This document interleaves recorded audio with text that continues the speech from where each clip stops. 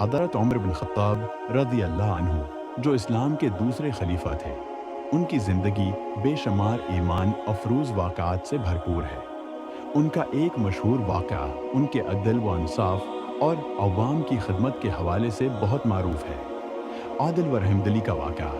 एक रात हज़रत उमर रज़ी अल्लाह अन्हु मदीना की गलियों में गिश्त कर रहे थे ताकि अवाम के हालात से बाखबर रह सकें।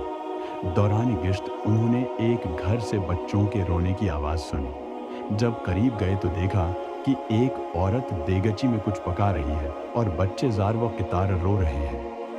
हज़रत उमर रज़ी अल्लाह अन्हु ने दरवाजे पर जाकर औरत से पूछा, बच्चों के रोने की क्या वजह है?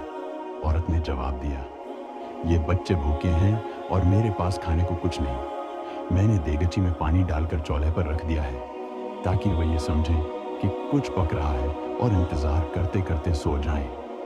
ये सुनकर हज़रत उमर रज़ी अल्लाह अन्हु का दिल भर आया। वो फ़ौरन बैतुल माल गए। आटे, घी, खजूरों और दीगर ज़रूरी अशिया से भरा एक थैला लिया और खुद अपने कंधे पर उठा लिया। उनके खादिम ने कहा, ये बूझ मुझे दे दीजिए, मैं उठा लूँगा। मगर हज़रत उमर रज़ी अल्लाह अन्हु ने जवाब दिया, क़यामत के दिन मेरे बूझ को तुम नहीं उठा सकते। फिर वो सामान लेकर इस औरत के घर पहुँचे, खुद खाना तैयार किया और बच्चों को अपने हाथों से खिलाया। बच्चे खुश होकर मुस्कुराने लगे और औरत ने उनके हक़ में दुआ की।